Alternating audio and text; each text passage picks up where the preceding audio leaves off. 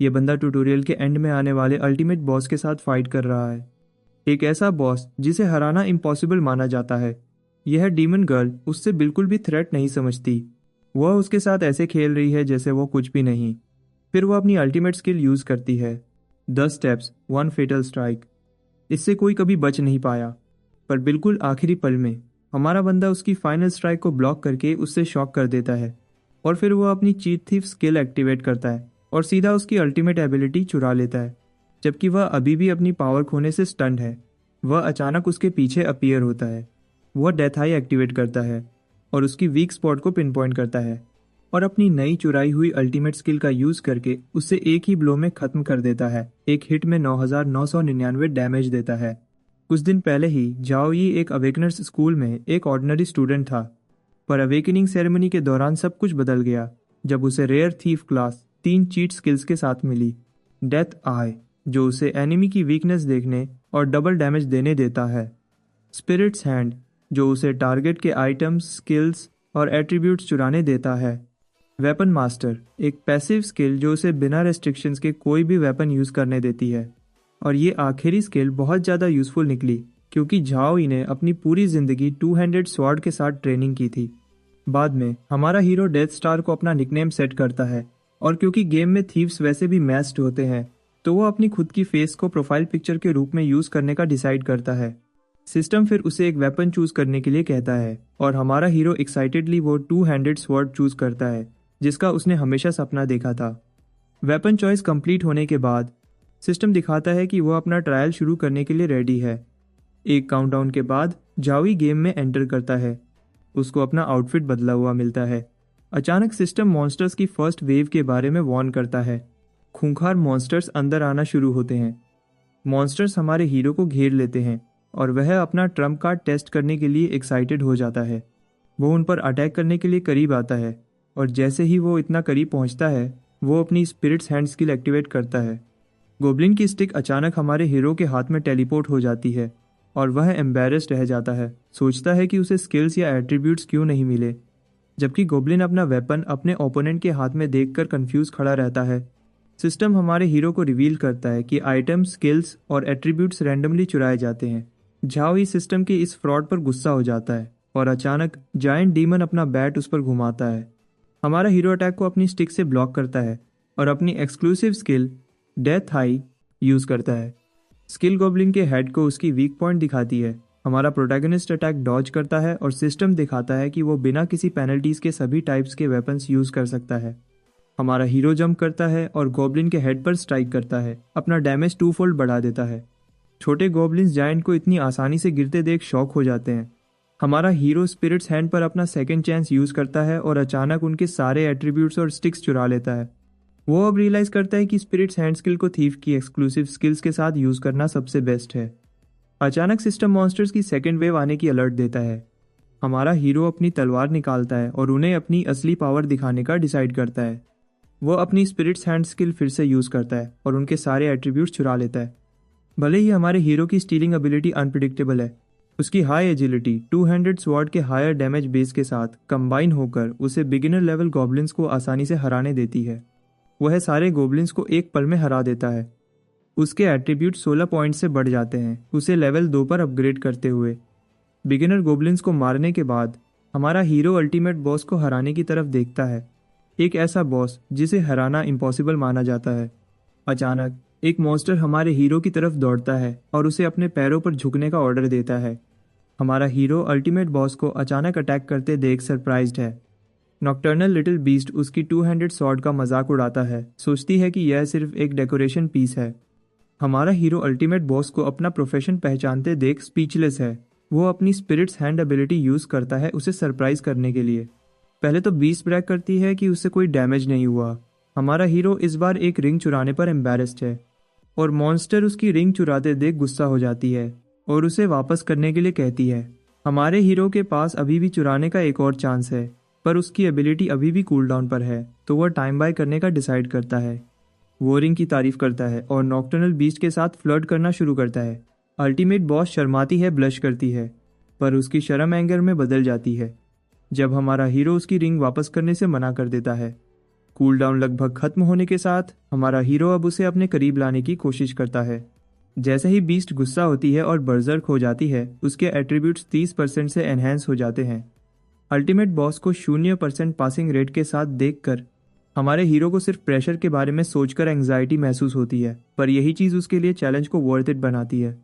Nocturnal beast अपनी 10 steps and 1 fatal strike use करती है, और जैसे ही वो उसके करीब आती है, स्पिरिट्स हैंड का कूलडाउन खत्म हो जाता है। वह पहले उस पर अपने क्लॉ से अटैक करती है और फिर एक और ब्लो लैंड करती है, पर हमारा हीरो उसे अपनी तलवार से ब्लॉक करता है। बीस्ट अटैक को अपनी तलवार से ब्लॉक होते देख सरप्राइज रह जाती है, जिसे वह डेकोरेशन समझ रही थी। बीस्ट के करीब आते ही हमारा हीरो अपनी स्पिरिट्स हैंड एबिलिटी यूज करता है, उसकी 1 फेटल स्ट्राइक स्किल चुरा लेता है। नॉक्टर्नल बीस्ट शॉक्ड और कंफ्यूज रह जाती है, सोचती है कि वह अपना अल्टीमेट मूव क्यों नहीं यूज कर पा रही। हमारा हीरो फिर अपनी डेथ आई यूज करता है वीकनेस स्पॉट करने के लिए। बीस्ट सरप्राइज रह जाती है जब उसे रियलाइज होता है कि हमारे हीरो ने उसकी अल्टीमेट स्किल चुरा ली है। झाओई अपनी स्पिरिट्स हैंड को अपनी डैमेज एनहेंसिंग एबिलिटी के साथ कंबाइन करता है और बीस्ट के वीक पॉइंट पर अटैक करता है। अपने डैमेज की कुरेट 20 की एनहेंस्ड बफ के साथ हमारा हीरो अल्टीमेट बॉस को नॉकआउट कर देता है। जब वो अपनी आखिरी सांसें ले रही होती है तो वो सोचती है कि ये कौन इंसान है जो इतनी सारी रेस्ट्रिक्शंस को तोड़ सकता है। सिस्टम अल्टीमेट बॉस की मौत का अनाउंसमेंट करता है। हमारे हीरो को यह 20 गॉब्लिन से ज़्यादा चैलेंजिंग लगी, पर वह सरप्राइज्ड है कि उसका डैमेज उसकी सोच से ज़्यादा था। सिस्टम हमारे हीरो को बिगिनर अल्टीमेट ट्रायल पास करने के लिए कंग्रेचुलेट करता है और उसे एक फॉरबिडन चेस्ट से रिवॉर्ड करता है। सभी लोग अनाउंसमेंट देखकर हैरान हैं और सोच रहे हैं कि डेथ स्टार का प्रोफेशन क्या होगा।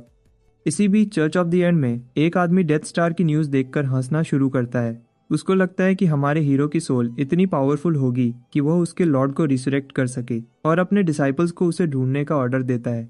ब्लू स्टार फेडरेशन जानती है कि हमारे हीरो जैसा स्ट्रॉन्ग कोई ज़रूर चर्च की नज़रों में होगा और अपने लोगों को उस पर नज़र रखने का ऑर्डर देती है। हमारा हीरो ट्रेजर चेस्ट खोलता है, यह सोचकर एक्साइटेड है कि उसे क्या मिलेगा। जैसे ही वो उसे खोलता है, वो गोल्डन लेजेंड पाकर सरप्राइज्ड हो जाता है। गेम वर्ल्ड में चेस्ट्स के अलग अलग ग्रेड्स होते हैं, जैसे ordinary wooden chests, precious golden treasure chests और यूनिक डैजलिंग डायमंड चेस्ट्स। और सबसे प्रेशियस चेस्ट जिसे रिकग्नाइज किया जाता है उसे फॉरबिडन ट्रेजर चेस्ट कहते हैं। अपने फॉरबिडन ट्रेजर चेस्ट में हमारे हीरो को डेमोक्लिस सोर्ड मिलती है। यह एक थ्रोन वेपन है जो फेंकने पर 4 सॉर्स एंड फिजिकल डैमेज और 30 मिनट टारगेट रेडियस के अंदर सभी क्रीचर्स को 300% लाइटनिंग एट्रीब्यूट डैमेज देगी। डेमोक्लिस स्वॉर्ड से 10 शून्य मॉन्स्टर्स को मारकर हमारा हीरो इसका ट्रू डैमेज 30% से अपग्रेड कर सकता है। हमारा हीरो अपनी तलवार से खुश है। तभी कोई उसके दरवाजे पर नॉक करता है, खुद को उसका फ्रेंड बताते हुए। सिस्टम जाओई को विजिटर के बारे में नोटिफाई करता है। वह सोचता है कि क्या उसकी बहन वापस आ गई है और अपने गेस्ट को चेक करने के लिए अपना नाम छुपा लेता है। वह दरवाज़ा खोलने के लिए बाहर आता है और एक हुडेड आदमी उसे चर्च के बारे में बताता है। वह आदमी अपने लॉर्ड के बारे में प्रीच करना शुरू करता है और कैसे वह उन्हें दुनिया को दोबारा बनाने की तरफ ले जा सकता है। वह दावा करता है कि हमारे हीरो का रेयर प्रोफेशन अवेकनिंग भी लॉर्ड की देन है और उसे चर्च ज्वाइन करने के लिए कहता है। हमारा हीरो कल्ट को अपनी लोकेशन मिलते देख थ्रोन ऑफ हो जाता है। वह कल्ट ज्वाइन करने से मना कर देता है और अथॉरिटीज़ को कॉल करता है जस्ट इन केस। जैसे ही हमारा हीरो दरवाज़ा बंद करता है, वह आदमी उसे पुलिस को कॉल करने के लिए, कन्फ्रंट करने के लिए पीछे धक्का देता है। सिर्फ उस आदमी की स्ट्रेंथ से झाओई जानता है कि वह कोई ऑर्डिनरी इंसान नहीं है। वो आदमी दरवाज़ा ज़बरदस्ती खोलता है और तलवार के साथ अंदर कूदकर अटैक करता है। हमारा हीरो तलवार डॉज करता है और अपने ओपोनेंट को पहले वीकन करने के लिए अपनी स्पिरिट्स हैंड स्किल यूज़ करने का डिसाइड करता है। अनफॉर्चुनेटली सिस्टम ह्यूमन प्लेयर्स पर स्किल यूज़ करने की अलाउ नहीं करता, क्योंकि हमारे हीरो ने सोचा था कि दरवाजे पर उसकी बहन है, उसने कोई वेपन नहीं लिया था। उसको पीछे एक नाइफ दिखती है जिसे वो अपनी वेपन मैस्टरी स्किल से यूज़ कर सकता है। वो नाइफ उठाता है और अपनी डेथ आई यूज़ करता है वीकनेस ढूंढने के लिए। हमारा protagonist 10 steps 1 fatal strike use करता है अपने एनिमी के पास से स्विंग करते हुए।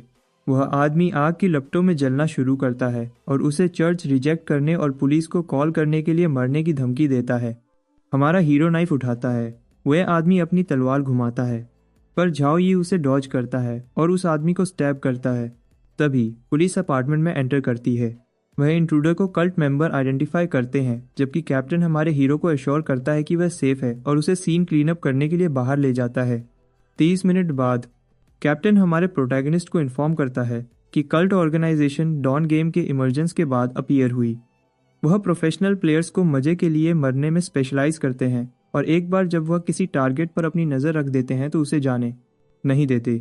वह हमारे हीरो को वार्न करता है कि वह अभी भी वीक है और उसे कहता है कि अगर उस पर फिर से अटैक होता है तो अथॉरिटीज़ को कॉल करे। जैसे ही पुलिस फोर्स जाती है, हमारे हीरो की बहन अंदर आती है। उसे पुलिस के बारे में पूछती है। वह चिंता करती है कि उसके भाई को किसी ने बुली किया होगा, पर हमारा हीरो उसे बताता है कि यह सिर्फ लॉ एनफोर्समेंट द्वारा एक रूटीन इंक्वायरी थी।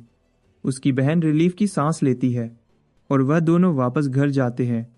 वह उसे उसके प्रोफेशन और निकनेम के बारे में पूछती है, उसे फ्रेंड के रूप में ऐड करने के लिए। हमारे हीरो को हेजिटेट करते देख उसकी बहन सोचती है कि उसने एक लिविंग प्रोफेशन में अवेकन किया है और उसे अश्योर करती है कि वह उसे अपनी सैलरी से सपोर्ट कर सकती है। वह उसे फिर से उसके प्रोफेशन के बारे में पूछती है, पर हमारा हीरो सोने का नाटक करता है और सो जाता है। 18 साल पहले हमारा प्रोटैगनिस्ट एक अबैंडन्ड ऑर्फन था जिसे उसकी बहन के परिवार के दरवाजे पर छोड़ दिया गया था।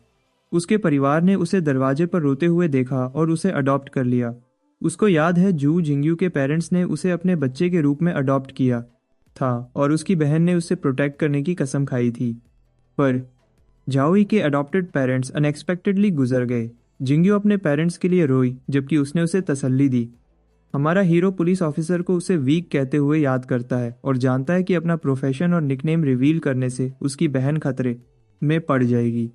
तो वह अपनी बहन को तब बताने की कसम खाता है जब वह स्ट्रॉन्गर हो जाएगा। हमारा हीरो मिंग्यू विलेज विजिट करता है। वो अपने स्टैट्स चेक करता है और खुद को लेवल 3 पर पाता है और जल्दी लेवल अप करने के लिए क्वेस्ट लेने का डिसाइड करता है। उसको याद है थीफ मेंटर वहीं था और उसके पास जाता है स्किल्स सीखने के लिए और फिर बाद में क्वेस्ट लेने के लिए। जैसे ही जाओ वही बार में एंटर करता है, वो किसी को अपना चाइल्डहुड फ्रेंड होने का बोस्ट करते हुए और दूसरे लोगों को उनका ख्याल रखने का प्रॉमिस करते हुए सुनता है। वो उन्हें इग्नोर करता है और थीफ मेंटर के पास जाता है उसे स्किल सीखने के लिए। थीफ मेंटर उसे 3 स्किल्स प्रेजेंट करता है। हमारा हीरो सोचने के लिए एक पल लेता है और पॉइजनिंग और बैक स्टैबिंग को अपने लिए यूजलेस पाता है, पर स्टेल्थ स्किल उसे प्रॉमिसिंग लगती है। मेंटर उसे जल्दी चूज करने के लिए कहता है। हमारा हीरो स्टेल्थ स्किल चूज करता है और क्वेस्ट पूछता है। मेंटर उसे बिलिटल करता है और बताता है कि वह क्वेस्ट लेने के लिए रेडी नहीं है क्योंकि वह अभी तक लेवल 5 भी नहीं है। जैसे ही हमारा प्रोटैगनिस्ट बाहर निकलता है, वह प्लेयर उसका मजाक उड़ाता है और उसे एडवाइस करता है कि वाइल्ड वुल्फ वैली जाकर प्रैक्टिस करे जैसे बाकी न्यूबीज करते हैं। हमारे हीरो के जाने के बाद थीफ मेंटर उस पर हंसता है उसके बड़ी तलवार घुमाने के लिए। उसकी लड़कियां उसकी तारीफ करती हैं और अचानक हमारा हीरो उसकी टेबल पर एक वुल्फ गिराता है और क्वेस्ट पूछता है। थीफ मेंटर उसे इतनी जल्दी लेवल 5 पर लेवल अप होते देख सरप्राइज्ड है और उसे विलेज के नॉर्थ में बिगिनर फ्रेंडली क्वेस्ट के लिए जाने को कहता है। क्वेस्ट एक्सेप्ट करने के बाद हमारा हीरो डार्क रिज पहुंचता है। सिर्फ एक खाली हॉल देखकर वो सोचता है कि क्या यहाँ कोई डंजन है भी, याद करते हुए कि मेंटर ने कहा था कि यह एक इजी क्वेस्ट है। वो सोचता है कि क्या यह कुछ अजीब था। हमारा हीरो चलता रहता है और गेट तक पहुंचता है। जैसे ही वह दरवाज़ा खोलता है, वह एक वॉइड के थ्रू अंदर खींचा जाता है। बार में वापस थीफ मेंटर गेस करता है कि हमारा हीरो अब तक गिर गया होगा। डार्क रिज में मिंग्यू विलेज की आखिरी और सबसे मुश्किल क्वेस्ट है और मेंटर ने उसे शर्मिंदा करने के लिए सफ़र करवाने भेजा था। इसी बीच डार्क रिज में हमारा हीरो डंजन में क्रैश लैंडिंग के साथ लैंड करता है। उसको खुद को मॉन्स्टर से घिरा हुआ मिलता है और सिस्टम उसे नोटिफाई करता है कि साइड क्वेस्ट 8 घंटे में 100 नाइट मॉन्स्टर्स को हराना है। इतने सारे मॉन्स्टर्स को मारने के लिए स्पिरिट्स हैंड स्किल का कूलडाउन है और भले ही हमारा प्रोटैगनिस्ट यूज स्केलेटन स्वॉर्ड के साथ कंबाइन करे तो भी यह सिर्फ सिंगल कॉम्बैट के लिए सूटेबल है, तो मॉन्स्टर्स को एक एक करके मारना बहुत टाइम लेगा। तो हमारा हीरो ऑल आउट अटैक्स के लिए सूटेबल वेपन ट्राई करने का डिसाइड करता है, डेमोक्लेस स्वॉर्ड। वह तलवार मॉन्स्टर्स पर फेंकता है और मॉन्स्टर्स स्टंड हो जाते हैं और तुरंत 10 नाइट मॉन्स्टर्स को मार देता है। हमारा हीरो अब फॉरबिडन वेपन की वर्थ रियलाइज करता है। तलवार उसके पास वापस लौटती है और वह उसे जल्दी खत्म करने का डिसाइड करता है। कुछ कंटिन्यूस थ्रोज के बाद हमारा हीरो सारे नाइट मॉन्स्टर्स को डेसिमेट्स करता है और अपने रिवॉर्ड्स कलेक्ट करता है, पर क्वेस्ट उसे बहुत ईजी लगती है। रिवॉर्ड्स कुछ गारंटीड स्किल बुक्स के अलावा यूजलेस हैं। अचानक कुछ हमारे प्रोटैगनिस्ट के पीछे से इमर्ज होना शुरू होता है। एक मॉन्स्टर उठता है उसे मारने के लिए जिसने उसके आदमियों को हराया था। हमारा हीरो मॉन्स्टर को कन्फ्रंट करता है और फाइनली एक वर्दी ओपोनेंट मिलने पर वह एक्साइटमेंट में ग्रिन करता है। वो अपनी स्टेल्थ स्किल यूज़ करता है और अचानक गायब हो जाता है, नाइट बॉस को सरप्राइज करते हुए। नाइट मॉन्स्टर अपने ओपोनेंट को गायब होते देख सरप्राइज्ड है।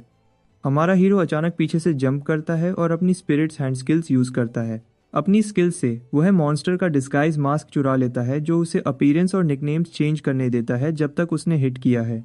मॉन्स्टर अपना मास्क चुराए जाने पर गुस्सा हो जाता है।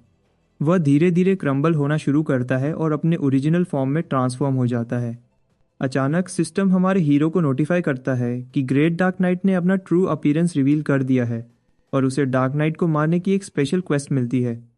जायंट मॉन्स्टर हमारे हीरो को मारने और उसे मैस्क के रूप में यूज़ करने की धमकी देता है। वो अपनी तलवार लेता है और डार्क क्रॉस क्लास यूज़ करता है। हमारा प्रोटैगनिस्ट पीछे की तरफ लीप लेता है, अटैक डॉज करते हुए। डार्क नाइट फिर एक और स्विंग लेता है और हमारे हीरो पर स्ट्राइक करता है, पर झाओ यू से अपनी तलवार से ब्लॉक करता है। हमारा हीरो अब रियलाइज़ करता है कि वह मीली फाइट में टिक नहीं पाएगा, पर वेपन्स बदलना बहुत देर हो चुकी थी। मॉन्स्टर अपनी टेंटिकल्स घुमाना शुरू करता है। हमारा प्रोटैगनिस्ट अटैक्स को अपनी तलवार से ब्लॉक करता है और धीरे धीरे अपने ओपोनेंट के करीब आता है। एक टेंटिकल हमारे हीरो को हिट करती है। वह फिर अपनी स्पिरिट्स हैंड के साथ एक और बार लक ट्राई करने का डिसाइड करता है। टाइम बाय करने के लिए वो मॉन्स्टर से बात करना शुरू करता है। उसे अगली डिस्गस्टिंग मॉन्स्टर बोलता है जिसमें बहुत सारी टेंटिकल्स हैं। ग्रेट नाइट मॉन्स्टर गुस्सा हो जाता है और अपनी तलवार उठाता है अटैक करने के लिए, पर झाओयी की स्पिरिट्स हैंड चार्ज अप होती है। वह स्किल यूज करता है और मॉन्स्टर की तलवार चुरा लेता है। मॉन्स्टर अपनी तलवार चुराए जाते देख सरप्राइज्ड है, नई टू हैंडेड स्वॉर्ड के साथ। हमारा हीरो अपनी डेथ आई को 10 स्टेप्स 1 फेटल स्ट्राइक के साथ कंबाइन करता है और अपने ओपोनेंट को एक पल में स्लैश करता है। ग्रेट नाइट मॉन्स्टर अपनी स्ट्रेंथ का बूस्ट करता है, सोचता है कि उसका ओपोनेंट आर्मर को भी नहीं तोड़ पाया। अचानक सिस्टम बहुत ज़्यादा डैमेज रजिस्टर करता है, मॉन्स्टर को सरप्राइज करते हुए।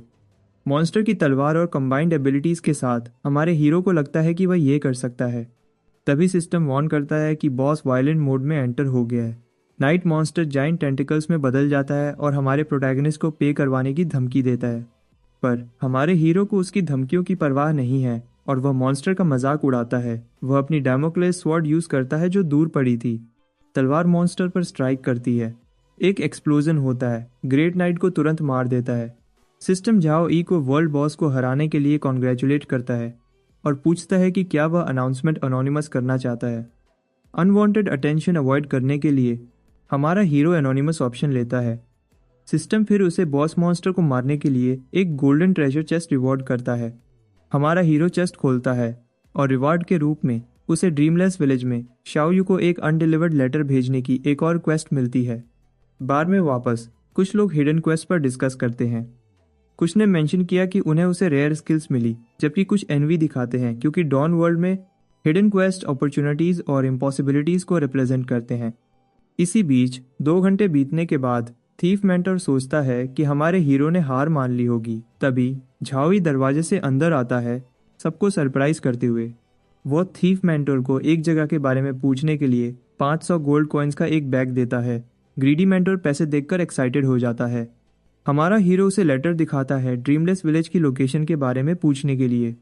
थीफ मेंटर पेपर पर नज़र डालता है, अपनी बियर का सिप लेता है और हमारे हीरो को बताता है कि मरे हुए लोग सपने नहीं देखते और ड्रीमलेस विलेज अब एक विलेज ऑफ द डेड है। वो ऐड करता है कि बिगिनर विलेज के 30 माइल्स वेस्ट में एक टनल है जो वहाँ तक ले जाता है। ड्रीमलेस विलेज डंजन हर दिन मिडनाइट को अपीयर होता है और वहाँ के लोएस्ट लेवल मॉन्स्टर्स भी लेवल 25 के हैं, जबकि बिगिनर विलेज में हाईएस्ट लेवल प्लेयर्स सिर्फ लेवल 20 के हैं। विलेज ऑफ द डेड में तो लेवल 30 का बॉस भी है जिसका ब्लड वॉल्यूम 10W है। पर थीफ मेंटोर एक्सप्लेन करता है कि डंजन एक्चुअली मॉन्स्टर्स को मारने की बजाय चांस पर डिपेंडेंट है। तो जब तक हमारा हीरो सही चॉइसेस करता है वो हिडन करियर चेंज प्रॉप्स हासिल कर सकता है। हमारा protagonist hidden career change prop से इंट्रिग्ड है। मेंटर उसे डेंजर के खिलाफ वार्न करने की कोशिश करता है, पर हमारा हीरो उसे इग्नोर करता है और बाहर निकल जाता है। लेवल 25 मॉन्स्टर्स के बारे में सुनकर हमारा हीरो रियलाइज करता है कि उसे पहले प्रिपेयर करना और अपनी गियर चेंज करनी होगी।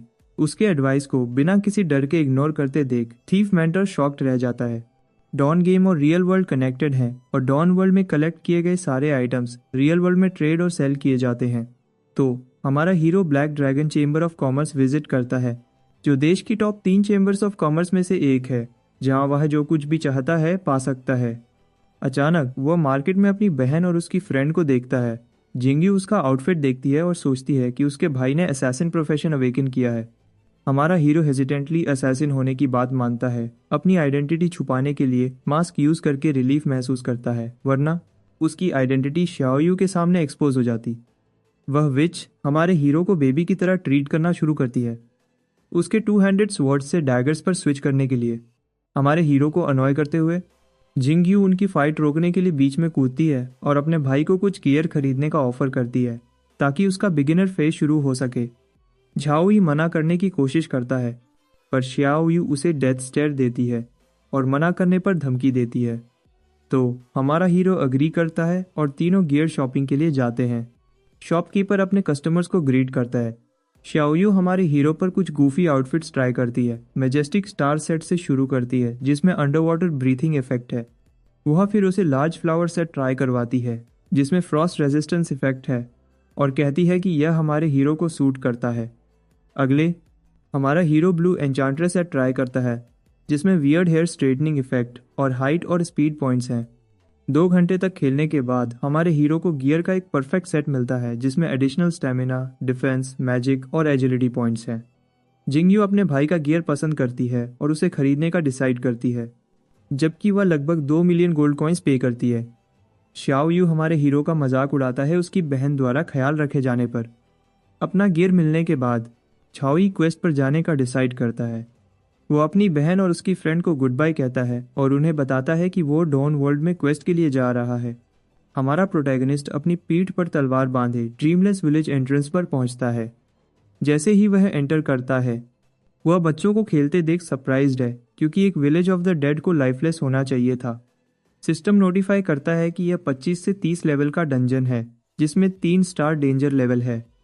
डंजन कभी एक छोटा सा माउंटेन विलेज था जिसे एक कैटास्ट्रॉफी का सामना करना पड़ा, जिससे वह एक बैरन रूइन में बदल गया जहां डेड सोल्स का एक ग्रुप रहता है। हमारा हीरो चलता रहता है और एक बैरियर देखकर सरप्राइज्ड है। जैसे ही वो उस बैरियर के पास से गुजरता है, वह छोटे बच्चे देखता है ना कि हाई लेवल मॉन्स्टर्स जिनके बारे में उसे वार्न किया गया था। एक बच्चा गिर जाता है और जब वह उन्हें चेक करने के लिए पास जाता है, हमारा हीरो सरप्राइज्ड है कि वह डेड सोल्स हैं। अचानक सीन एक जलते हुए विलेज में ट्रांसफॉर्म हो जाता है और नाइट्स लोगों को मारते हैं जबकि बच्चे अपने पेरेंट्स के लिए रोते हैं। बच्चों को रोते देख हमारा हीरो उस वक्त में वापस चला जाता है जब उसके स्टेप पेरेंट्स मरे थे। सिस्टम नोटिफाई करता है कि क्वेस्ट का पहला पार्ट गोस्ट नाइट्स को मारना और रियल ड्रीमलेस लैंड जाना है। अपने लव्ड वंस के लॉस से हॉन्टेड वह डेड नाइट्स को मारने के लिए ग्रेट स्वॉर्ड बाकस निकालता है। जैसे ही हमारा प्रोटैगनिस्ट अपनी तलवार निकालता है, सारे डेड नाइट स्केलेटन्स में ट्रांसफॉर्म हो जाते हैं। उनकी आंखें ग्रीन ग्लो करती हैं और वो इंट्रूडर पर अपनी अटेंशन शिफ्ट करते हैं। सिस्टम हमारे हीरो को नोटिफाई करता है कि नाइट्स के पास चार्ज और जंप स्लैश स्किल है, पर वह उन स्कमबैग से चुराना नहीं चाहता। गोस्ट नाइट्स उस पर अटैक करने की कोशिश करते हैं, पर वह अपनी स्टेल्थ स्किल यूज करता है और गायब हो जाता है। अचानक तलवार गोस्ट नाइट के स्कल के आर पार स्लैश करती है, उसे उसकी बॉडी से अलग कर देती है और हमारा हीरो उनके पीछे टेलीपोर्ट करता है। नाइट्स उसके चारों तरफ अटैक करने के लिए घेर लेते हैं, पर अपनी तलवार के एक स्विंग से वह उन सबको डेसिमेट्स करता है। सारे गोस्ट नाइट्स गिर जाते हैं और सिस्टम नोटिफाई करता है कि हमारे हीरो का करंट एक्सपीरियंस लेवल 20 की अपर लिमिट तक पहुंच गया है और उसकी एक्सेस एक्सपीरियंस ऑटोमेटिकली सील हो जाएगी और हिडन क्वेस्ट कंप्लीट होने के बाद रिलीज की जाएगी। अचानक जमीन हिलना शुरू करती है और सिस्टम अनडेड लॉर्ड को मारने की एक और क्वेस्ट दिखाता है। जमीन क्रम्बल हो जाती है, पत्थरों से एक ग्लोइंग हाथ इमर्ज होता है और अनडेड लॉर्ड जमीन से इमर्ज होता है। सिस्टम दिखाता है कि वह एक इविल लॉर्ड था जिसने अपनी मौत एक्सेप्ट करने से मना कर दिया था और रिवर स्टिक्स के किनारे घूमने वाले गोस्ट में ट्रांसफॉर्म हो गया था। अनडेड लॉर्ड अपनी सुप्रीम अथॉरिटी के बारे में चिल्लाता है। हमारा प्रोटैगनिस्ट उसकी वीकनेस स्पॉट करता है और डेथ हाई को अपनी 10 स्टेप स्किल के साथ कंबाइन करता है। वह तलवार अनडेड लॉर्ड के वीक पॉइंट के आर पार चला देता है, उसे तुरंत मार देता है। बॉस गिरता है और हमारे हीरो को रिवॉर्ड के रूप में 2 प्रॉप्स मिलते हैं। ब्रेसलेट के लिए वेरर को लेवल 20, 30 फिजिक और 30 एजिलिटी पॉइंट्स होने चाहिए। ब्रेसलेट का एक एडिशनल इफेक्ट है एक अनडेड स्केलेटन को समन करना जो हमारे हीरो के साथ फाइट करेगा। सिस्टम फिर गोस्ट स्टेप स्किल दिखाता है जिसमें 5 सेकंड्स के लिए मूवमेंट स्पीड 30% बढ़ाने और रिलीज पर डॉजिंग 60% बढ़ाने का इफेक्ट है। हमारा हीरो नई स्किल को पसंद करता है जो उसे एनिमी के अटैक को आसानी से डॉज करने देती है और तुरंत स्किल सीख लेता है। एक और प्रॉप जो उसे मिलता है वो ब्रोकन लॉर्ड्स हेलमेट है, अनडेड लॉर्ड को मारने के प्रूफ के रूप में। हमारा हीरो हेलमेट उठाता है, रियलाइज करता है कि यह अगले क्वेस्ट के लिए एक प्रॉप होगा और क्वेस्ट में मेंशन्ड शाओयू की तरफ बढ़ता है। हमारा हीरो ड्रीमलेस विलेज सेमेटेरी पहुंचता है और कुछ कब्रों के सामने एक छोटी लड़की को रोते हुए देखता है।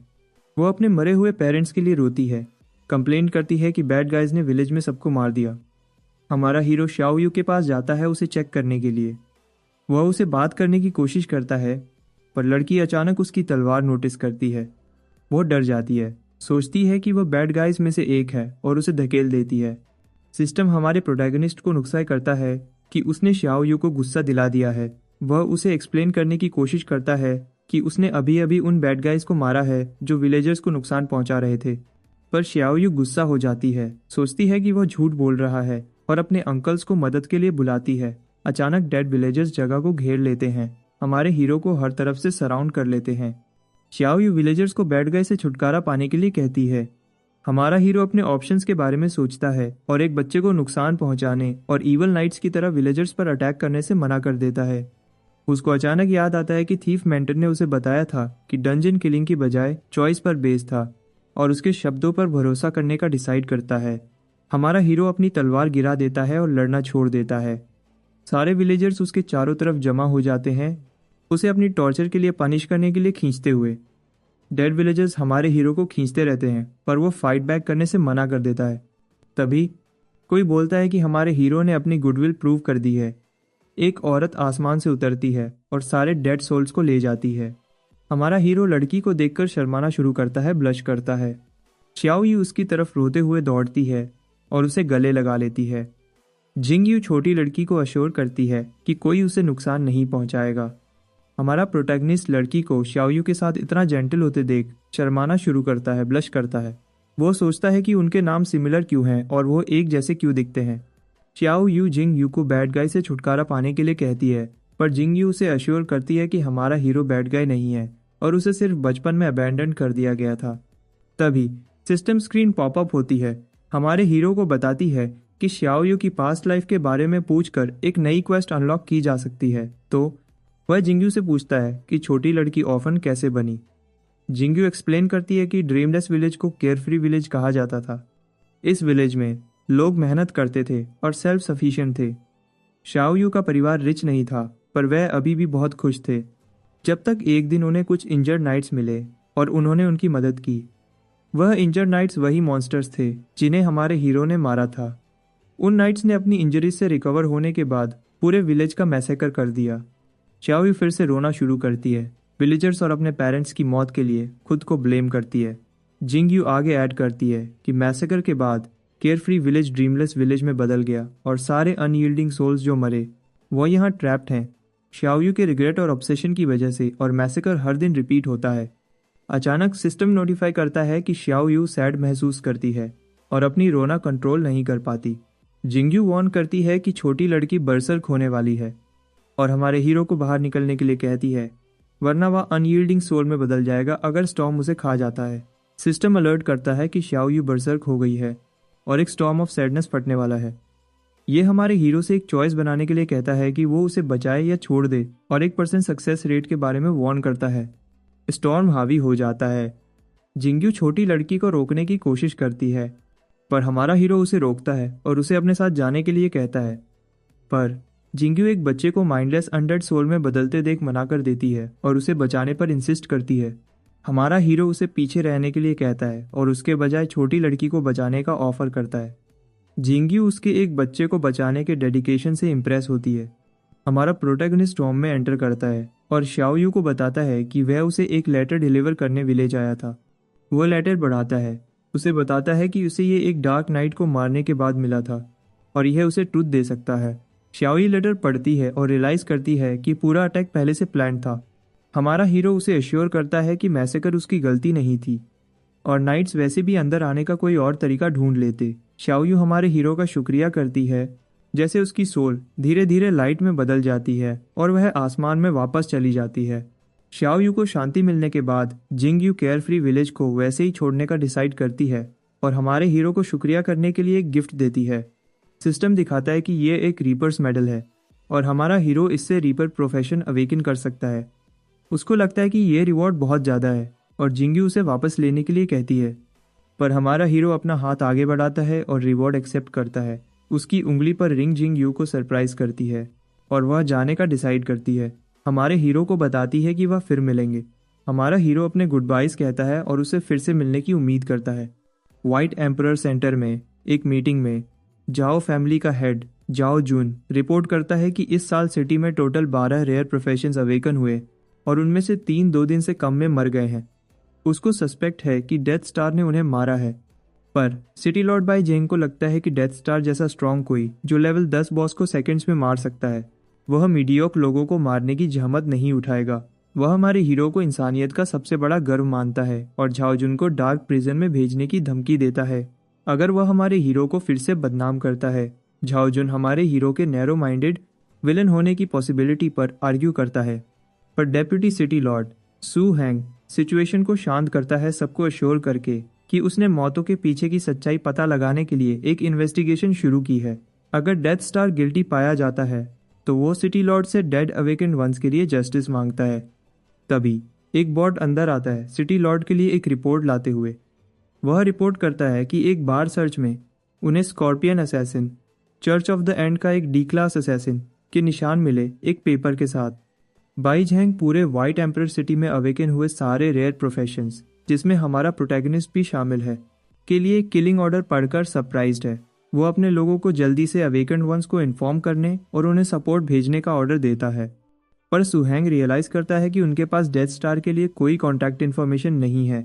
इसी बीच हमारा हीरो उस मेडल को घूर रहा है जो उसे जिंग यू से मिला था। उसकी बहन उस पर चुपके से आती है और उसे पूरा दिन मेटल को घूरते देख उस पर लड़की से मिले टोकन के बारे में छेड़ती है। हमारे हीरो को शर्माते हुए लाल होते देख वह उसे और ज़्यादा छेड़ना शुरू करती है और उसके सर पर थपथपाती है। हमारा हीरो इरिटेट हो जाता है और उसकी बहन फाइनली उसे अकेला छोड़ देती है।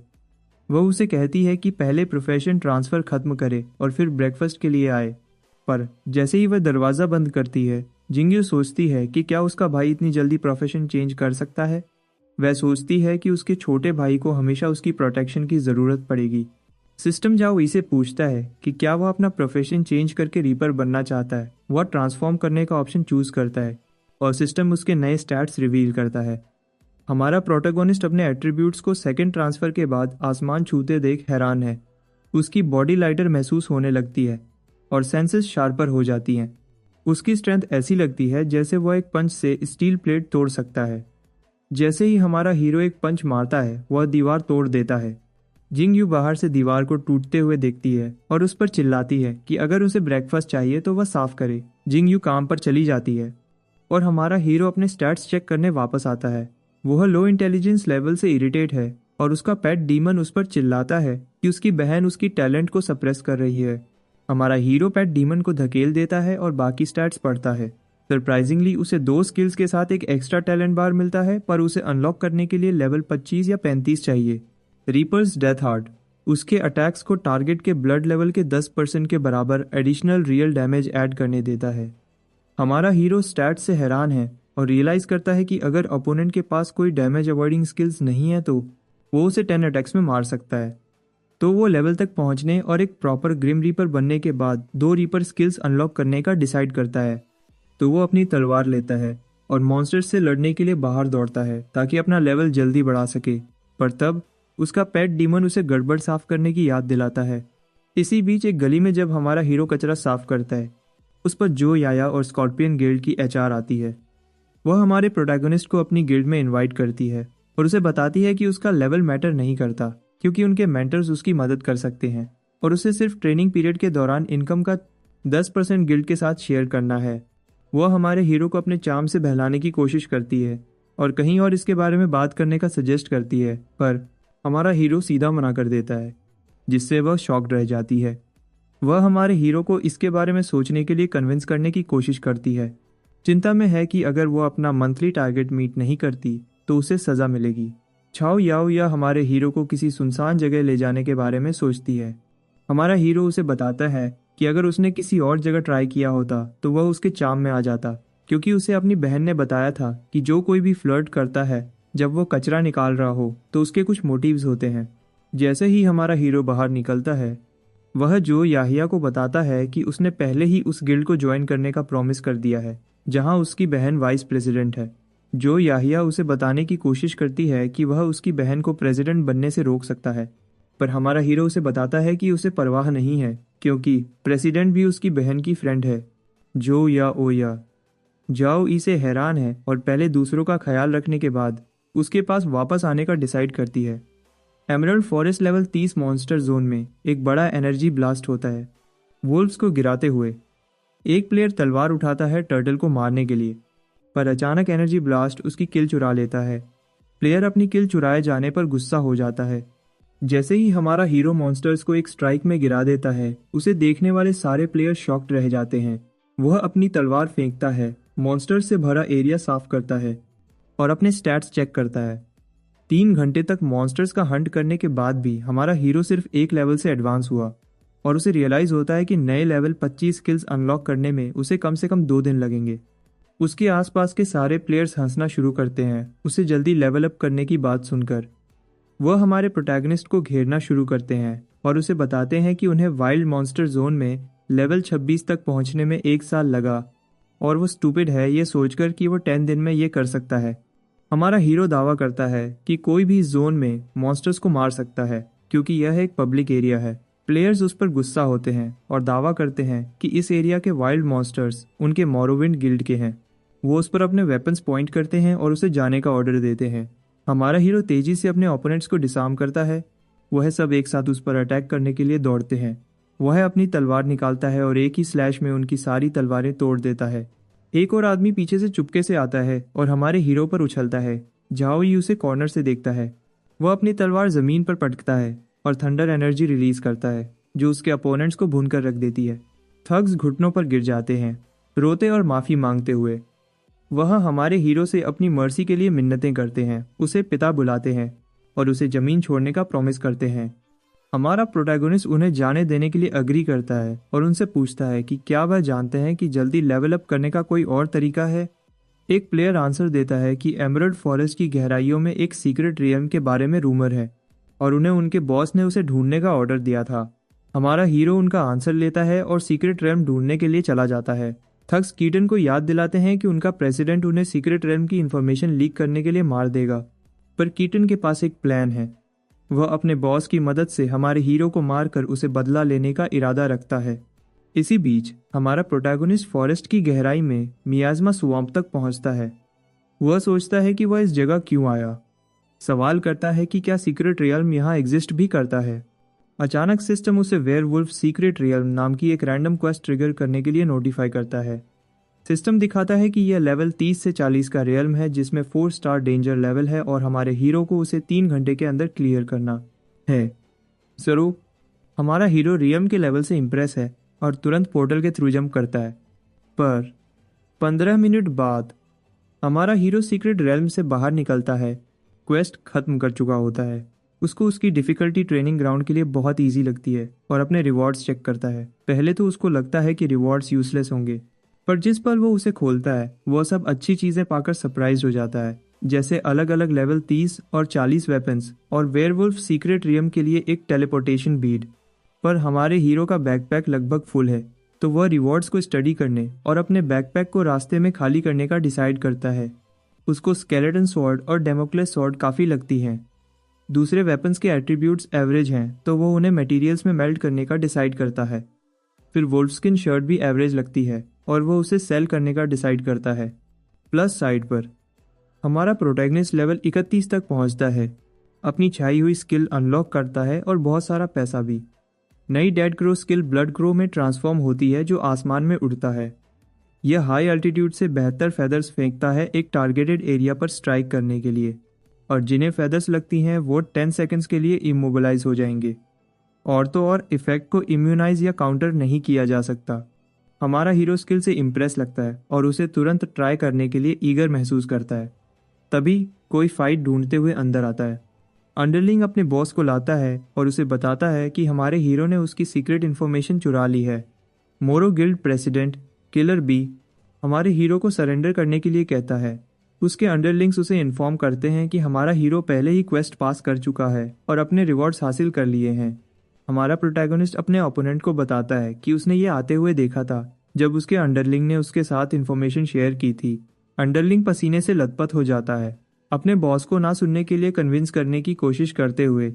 किलर भी अपने क्लॉज आदमी के सर पर रखता है और उसकी जिंदगी चूस लेता है उसे धोखा देने के लिए। वो फिर हमारे हीरो की तरफ मुड़ता है और उसे मारने की धमकी देता है जब तक वो टेलीपोर्टेशन बीट वापस नहीं करता। हमारा प्रोटैगनिस्ट बॉस की लेवल 40 स्ट्रेंथ से हैरान है और उसे अपनी नई स्किल टेस्ट करने के लिए यूज करने का डिसाइड करता है। अचानक वह क्रो में ट्रांसफॉर्म हो जाता है और आसपास के सारे लोग उसे गायब होते देख शॉक्ड रह जाते हैं। वह उसे ढूंढना शुरू करते हैं जबकि वो आसमान में उड़ता है, उन पर नजर रखता है। हमारा हीरो क्रो को अपनी एबिलिटीज होते देख हैरान है और क्रो स्टेट में पहले अपनी ओरिजिनल स्किल्स ट्राई करने का डिसाइड करता है। वो अपनी डेथ आई यूज करता है एनिमी वीकनेस स्पॉट करने के लिए और किलर बी की वीकनेस उसके हाथ में पाता है। वह फिर अपनी स्पिरिट्स हैंड स्किल यूज करता है चुराने के लिए। जाओई किलर बी की ब्लड प्रिजन कॉन्ट्रैक्ट स्किल चुरा लेता है पर उसे नहीं पता कि यह क्या करती है। उसको ओपोनेंट को कुछ अपने पास से गुजरते हुए महसूस होता है और वह अपनी ब्लड ऑरा सेंसेस यूज करता है। किलर बी अब हमारे हीरो को आसमान में उड़ते हुए स्पॉट करता है और अपने आदमियों को क्रो को मारने का ऑर्डर देता है। स्पॉट होने के बाद हमारा हीरो अपनी फेदर अटैक्स यूज करता है एनिमीज को इमोबिलाइज करने के लिए। फेदर सबके वीक पॉइंट्स पर स्ट्राइक करती हैं पर किलर बी अपने ब्लड स्लेव्स को समन करता है खुद को फेदर से शील्ड करने के लिए। स्किल उसे 500 मीटर्स के अंदर के आसपास के ब्लड स्लेव्स को सामने समन करने देती है।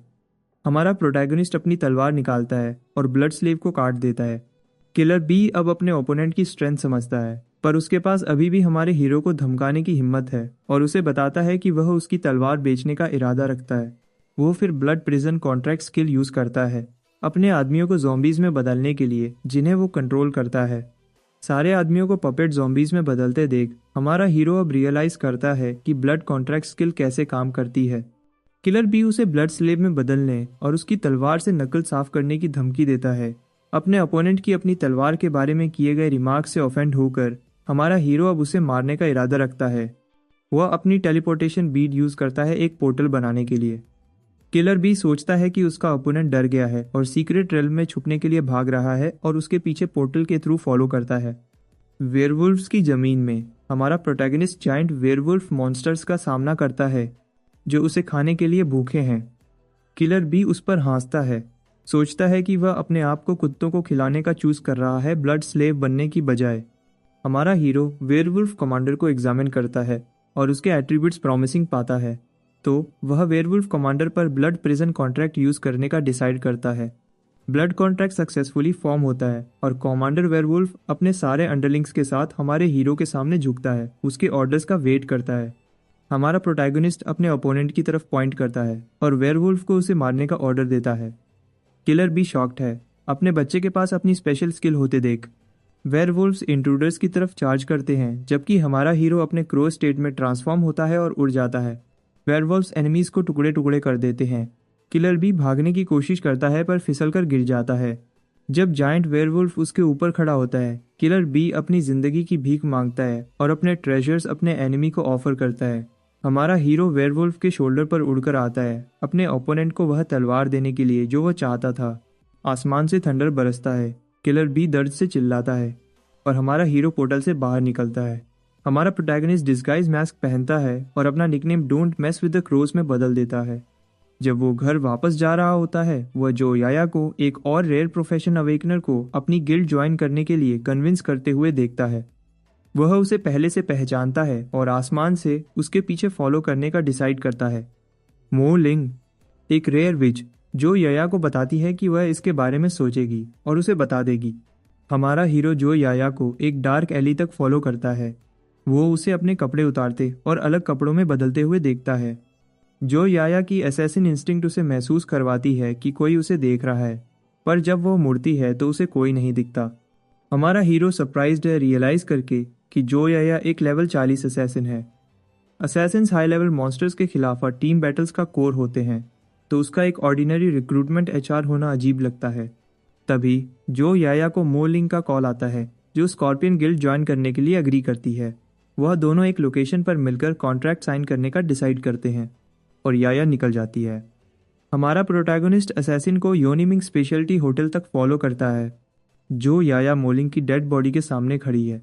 वह रेयर प्रोफेशंस वाले लोगों को मारती रहती है, क्योंकि अगर सबके पास रेयर प्रोफेशंस होती तो वह रेयर नहीं होती।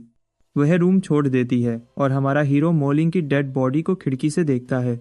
उसे रियलाइज़ होता है कि वह थोड़ा लेट हो गया, और यह भी कि असैसिन कोई ऑर्डिनरी एचआर नहीं है। हमारा हीरो रियलाइज़ करता है कि अगर उसने उसका ऑफर लिया होता तो वो खुद मारा होता। वह जल्दी से अपनी बहन को कॉल करता है, चिंता में है कि उसे कुछ हो सकता है। हमारा प्रोटैगनिस्ट अपनी बहन के बारे में चिंता में है।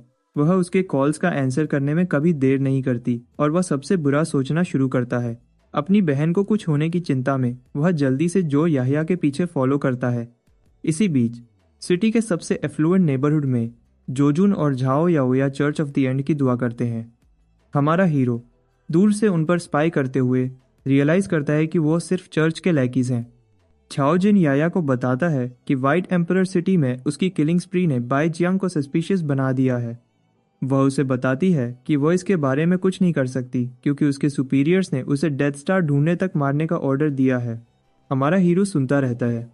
चाओ जिन पूछता है कि कुछ न्यूली अवेकन रेयर प्रोफेशंस को मारने का डेथ स्टार को ढूंढने से क्या लेना देना है, पर झाओ याओया को लगता है कि हमारा प्रोटैगनिस्ट 12 न्यूकमर्स में से एक है, वरना उसे फोरबिडन ट्रेजर चेस्ट नहीं मिल सकता था। हमारा हीरो अपने को मिल रही अटेंशन से सरप्राइज्ड है।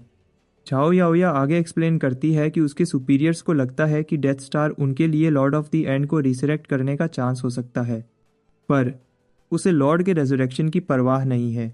वह सिर्फ फॉरबिडन ट्रेजर चेस्ट चाहती है। फॉरबिडन ट्रेजर चेस्ट में मिलने वाले लेजेंडरी आर्टिफैक्ट्स इंसान को दुनिया का सबसे पावरफुल इंसान बना सकते हैं।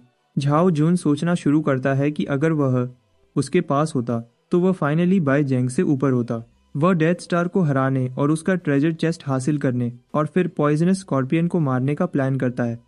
वह याया से पूछता है कि क्या उसके टारगेट पर कोई लीड्स हैं। वह उसे झाओई की फोटो दिखाती है, उसे डेथ स्टार सस्पेक्ट करते हुए, और झाओ जून से उसकी मदद मांगती है। हमारा हीरो उन्हें अपनी आइडेंटिटी सही मिलते देख शॉक्ड है।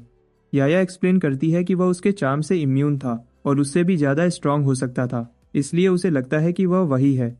झाओ जून उसकी मदद करने के लिए एग्री करता है और हमारे हीरो की बहन से शुरू करने का सजेस्ट करता है। झाओ ई ने अब कंफर्म कर लिया है कि उसके अपोनेंट्स उसकी बहन को टारगेट कर रहे हैं और वह उन्हें छोड़ेगा नहीं। वह उनकी तरफ उड़ता है और एक एक्सप्लोजन होता है। याया एक्सप्लेन करती है कि बर्ड पूरे रास्ते उसके पीछे थी। शाओजुन अपना टावर शील्ड यूज करता है और दूर कुछ लोगों को फाइट की आवाज सुनाई देती है। टावर शील्ड वॉरियर की एक्सक्लूसिव स्किल को शील्ड करता है और आउटसाइड इंटरवेंशन रोकने के लिए एक आइसोलेटेड बैटल जोन समन करता है। याया रियलाइज करती है कि उसकी फ्रेंड उसके खिलाफा हो गई है। झाओजुन उसके खिलाफा फेस ऑफ करता है, जबकि हमारा हीरो दोनों को लड़ते हुए देखता है। पर जो या ओया कोई कमज़ोर असैसिन नहीं है। वह अपनी पॉइजन ड्रैगन ड्रिल यूज़ करती है, जो 10 मीटर्स के अंदर सभी एनिमीज़ को स्वीप करती है। जैसे ही पॉइजन ड्रैगन फील्ड को घेर लेती है, हमारा हीरो दूर जाने की कोशिश करता है।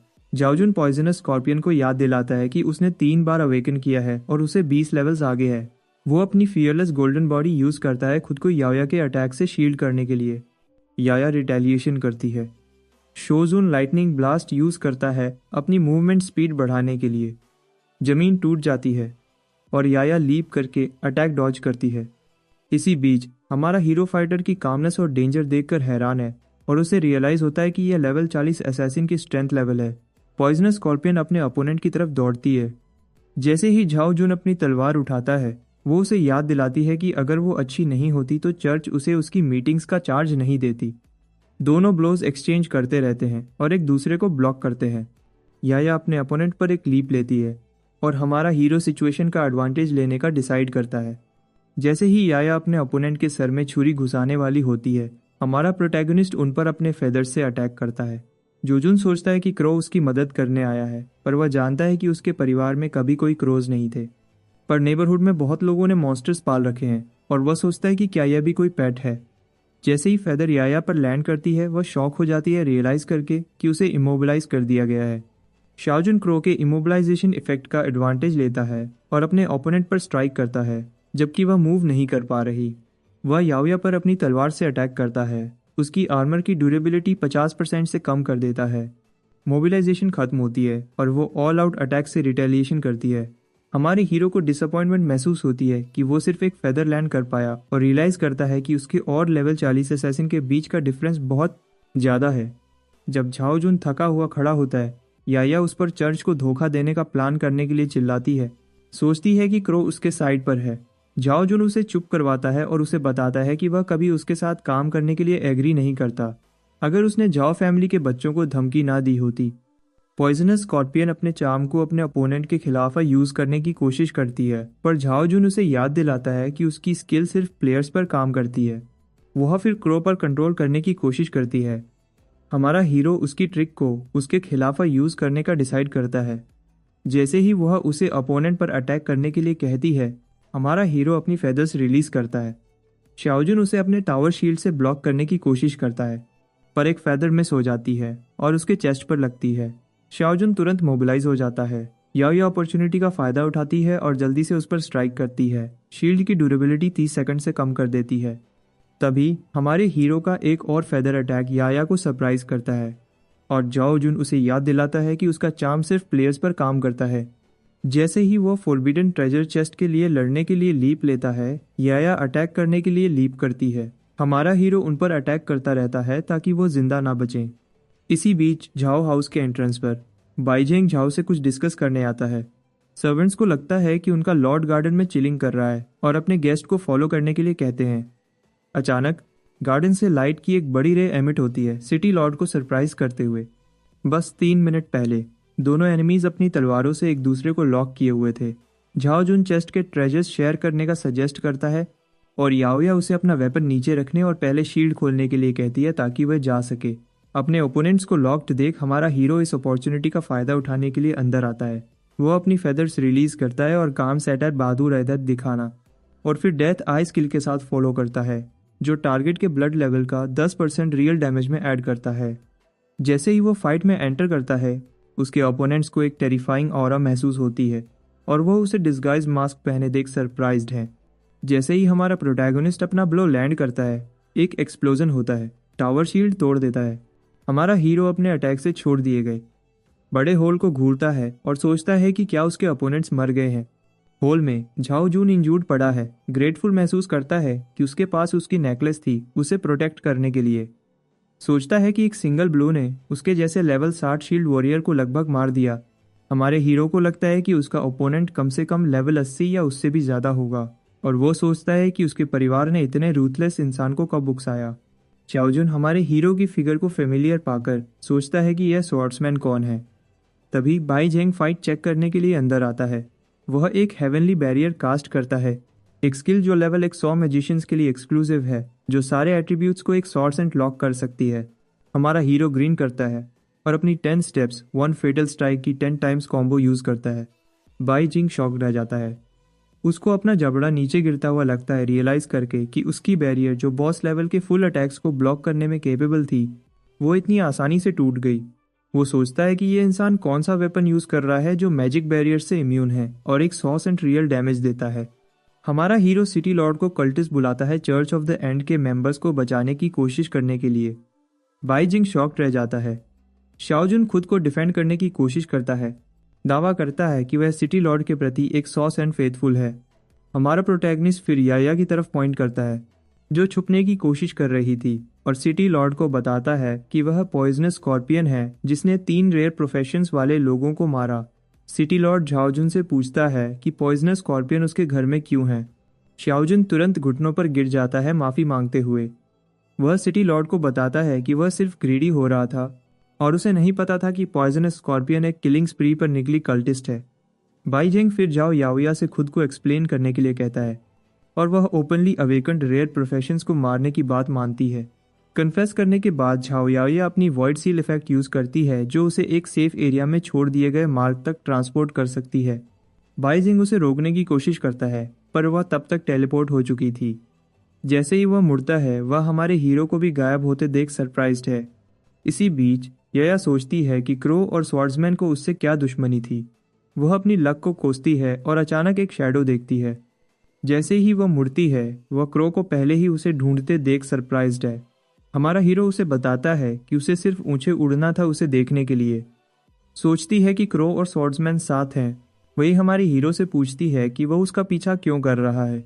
वह उसे बताता है कि वह उस पर सिर्फ इसलिए अटैक कर रहा है क्योंकि उसने उसे ऑफेंड किया। हमारा हीरो फेदर अटैक्स रिलीज करता है, इस बार उसे पकड़ने पर इंसिस्टेंट है। घर वापस जिंगयू डाइनिंग टेबल पर बैठी है, सोचती है कि उसका भाई कहाँ है।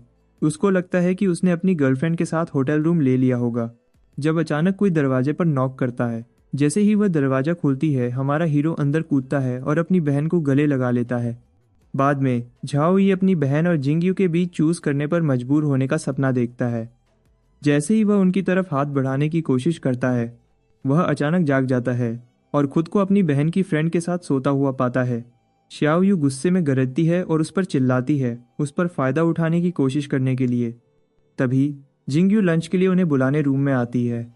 दोनों को साथ देख वो सोचती है कि वो अच्छी तरह से मिलजुल रहे हैं, जबकि वो एक्चुअली लड़ रहे हैं। श्याओयू अपनी बहन को बताती है कि उसका भाई एक ब्रेथ है जो नींद में उसे बुलाता है। लंच पर श्याओयू हमारे प्रोटोगनिस्ट से पूछती है कि उसने रात को क्या किया था, क्योंकि उसकी बहन चिंता में थी। आंसर देने की बजाय हमारा हीरो अपनी बहन से पूछता है कि उसने क्या किया था कि वह उसके कॉल या टेक्स्ट का आंसर नहीं दे पाई। दोनों लड़कियां शर्माना शुरू करती हैं और सब्जेक्ट चेंज करने की कोशिश करती हैं, पर हमारा हीरो उनसे पूछता रहता है कि उन्होंने क्या किया था। शाओ यू उसे बताती है कि प्रेसिडेंट और वाइस प्रेसिडेंट के रूप में वो सिर्फ टैक्टिक्स डिस्कस कर रहे थे। हमारा हीरो उन पर हंसता है और पूछता है कि कौन सा हाई लेवल सीक्रेट रेल्म उनकी गिल्ड को पूरी रात किसी बैटल के लिए टैक्टिक्स डिस्कस करने की ज़रूरत पड़ेगी।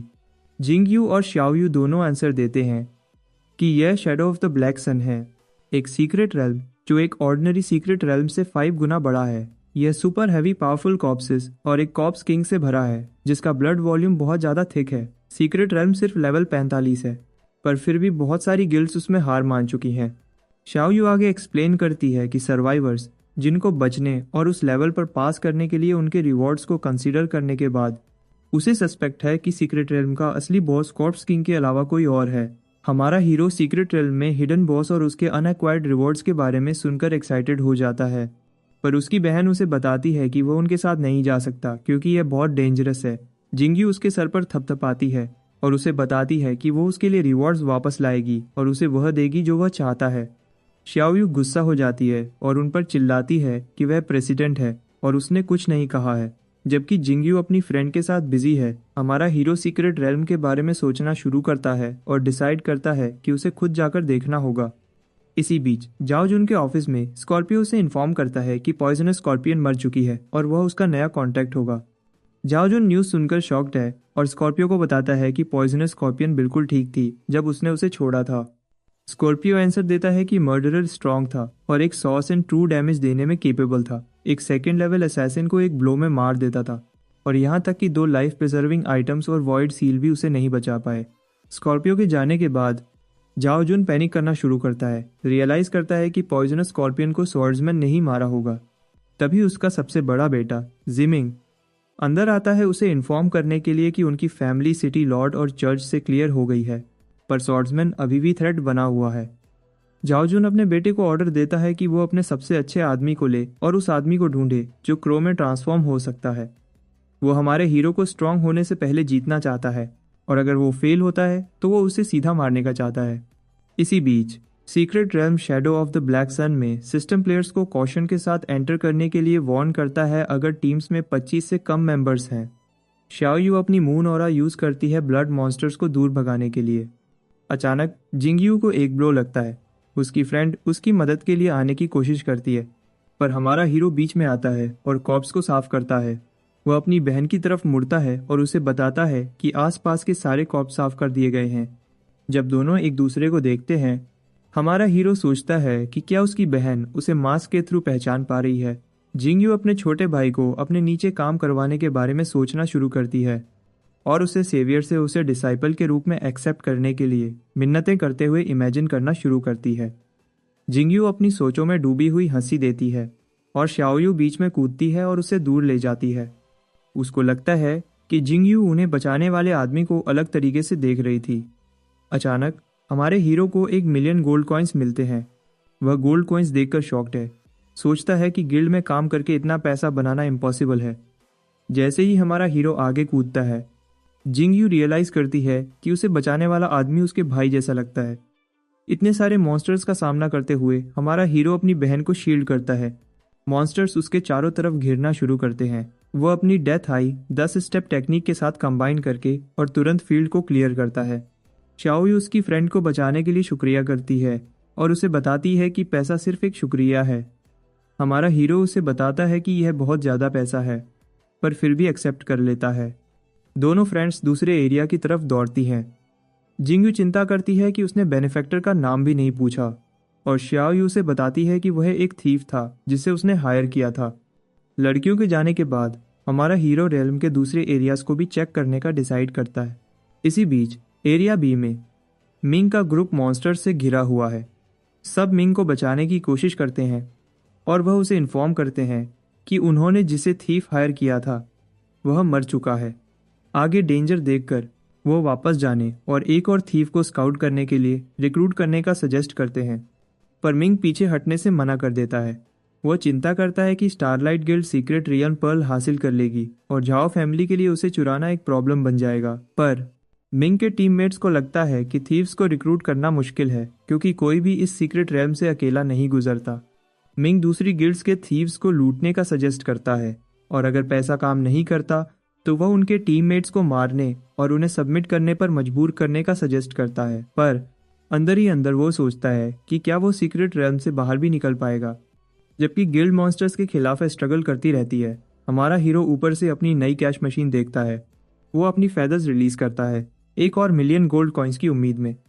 जैसे ही फेदर्स मॉन्स्टर्स पर लैंड करती हैं, ये उन्हें तुरंत इमोबिलाइज कर देती हैं। प्लेयर्स को और टाइम मिल जाता है। जामिंग क्रो को देखता है। हमारा हीरो बाई झींग से चुराई हुई हेवनली बैरियर कास्ट करता है और तुरंत सबके एट्रीब्यूट्स फ्रीज कर देता है। जीमिंग शॉक्ड रह जाता है कि उसके ओपोनेंट के पास मैजिशियन स्किल्स भी हैं। फिर हमारा hero cops flame skill use करता है, सब कुछ जला देता है। एक्साइटेंस 80 टूरासा 0। जाइमिंग शॉक्ड है जब उसे रियलाइज होता है कि क्रो डेफिनेटली वही आदमी है जिसे उसका पिता ढूंढ रहा था। मॉन्स्टर साफ होने के बाद हेवनली बैरियर खत्म होती है और जाइमिंग हमारे हीरो को अपनी गिल्ड ज्वाइन करने के लिए कहता है।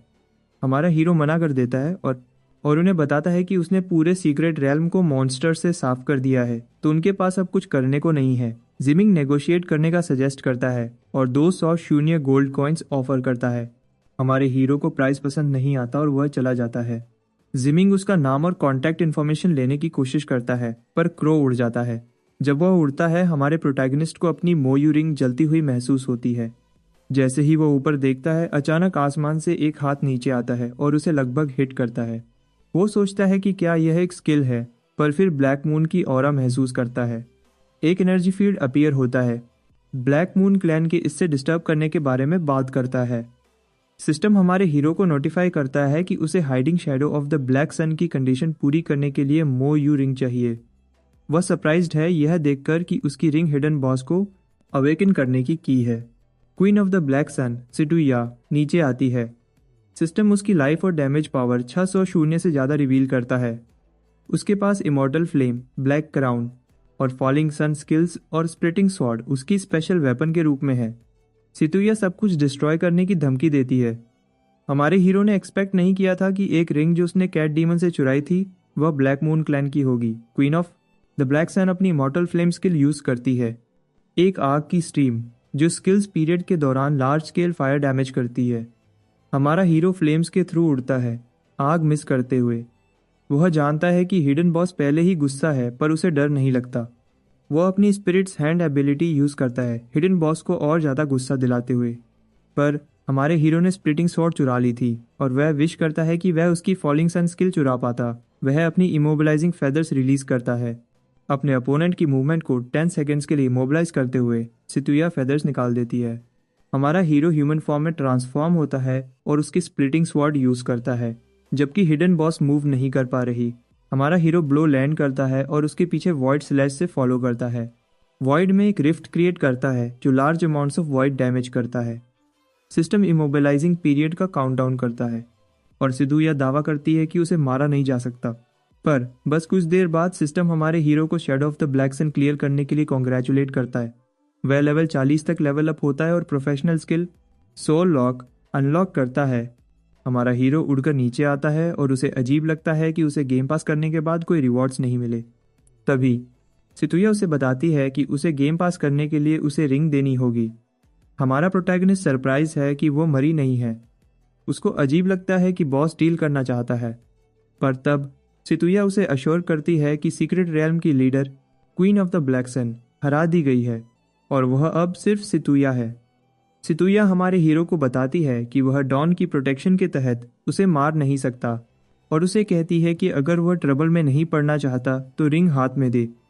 हमारा हीरो सोचता है कि क्या वह रिंग देने के बाद सेफ रहेगा।